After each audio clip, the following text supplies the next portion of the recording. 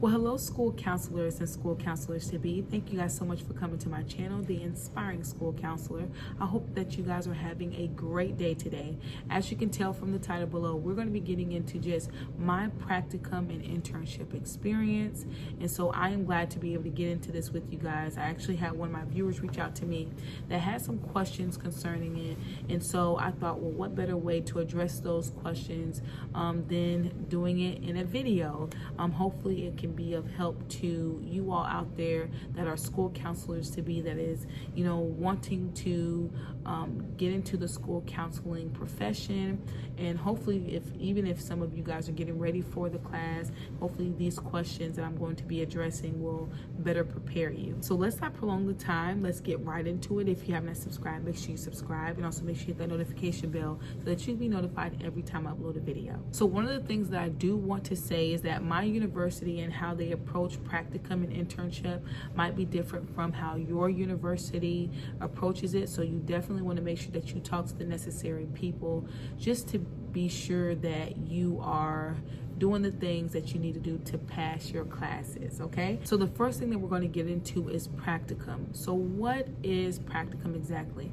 So practicum is a course that is designed to strengthen your professional knowledge and your skills in counseling, okay? And so with that being said, you will be supervised by your professor at whatever school setting that you're going to be in, where you guys are going to be able to do individual counseling as well as group counseling. So practicum gives you an opportunity to just train and practice your counseling skills. So at my university, it was only 6 of us that was taking this our practicum course, and so my professor actually chose the school site that we were able to go to practice our counseling skills.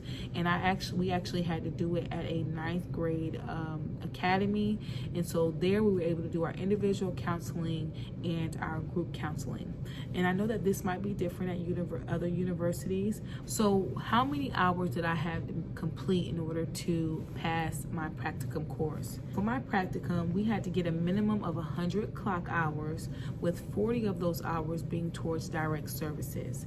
And what I mean by direct services, that's doing your individual counseling, your small groups, coming up with activities for the students, as well as doing like group lessons. And we had to do that within a minimum of a 10-week academic term. So we had to go every Wednesday from like 7:45 all the way to like 3:15 to 3:30 in order to get our hours in within a 10-week academic term. Now, to keep in mind, all the hours that we were completing, I had to make sure that I filled it out with paperwork that was, designed by the school for us to just be able to calculate all of our time and how many students we work with, how many small groups that we were able to do. So I had to make sure that I did that. The next question was, could I work and do practicum? And the answer for me is yes.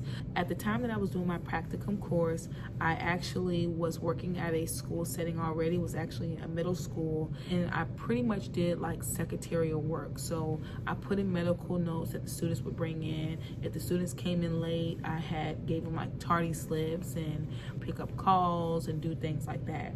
And so my hours was from like 7:45 to 11:30 Monday through Friday. Now, my practicum course, called for me to show up at my practicum site once a week from 7:45 to 3:15. So I had to make sure that I talked to my principal to let them know what my course was requiring, and thank God he gave me the okay to go ahead and do that, and I could make up my hours on other days of the week. And so I do feel like it's very important to really just understand what all your practicum is requiring for you to do, how many hours or how many days that you have to devote to going to your practicum site, so that you can talk to your job to see if they'll be willing to work with you. The next question is, what did my day look like? So, like I said before, I work from 7:45 to 3:15.